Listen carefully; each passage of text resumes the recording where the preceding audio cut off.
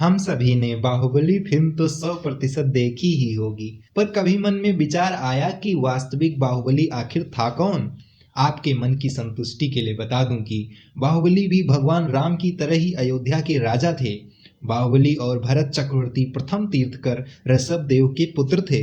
राजा ऋषभ देव जब तपस्या के लिए अपना राज्य त्याग दिए, तब उनके राज्य को प्राप्त करने के लिए दोनों के बीच भीषण युद्ध हुआ। इस भीषण युद्ध में दोनों तरफ की सेनाओं को क्षति पहुंच रही थी और किसी की हार भी नहीं हो रही थी, जिससे बहुत सारे सैनिकों का खून खराबा हो रहा था। इन सभी विषयों पर सोचने के बाद दोनों ने निर्णय लिया कि अब युद्ध सेना के बीच नहीं होगा, बल्कि दोनों राजकुमार भाइयों के बीच होगा। जो जीतेगा वही राज्य को पाएगा। ऐसे में 3 कठिन प्रतियोगिताओं को कराया गया।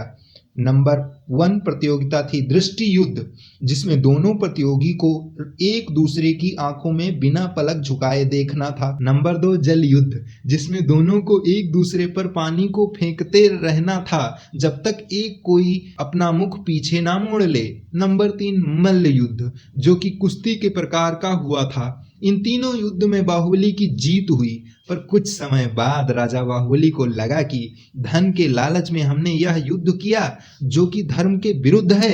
इस बात को लेकर राजा बाहुबली बहुत चिंतित हुए और उन्होंने 1 वर्ष तक खड़े होकर भोजन अथवा पानी की अनुपस्थिति में ध्यान किया, जिससे उनके शरीर पर बेलें तक भी चढ़ गईं। तपस्या खत्म होने के बाद उन्हें केवल ज्ञान की प्राप्ति हुई और वह इसीलिए केवली भी कहलाए। तपस्या के बाद में उन्हें मोक्ष की प्राप्ति हुई और वे जीवन और मरण के चक्र से मुक्त हो गए।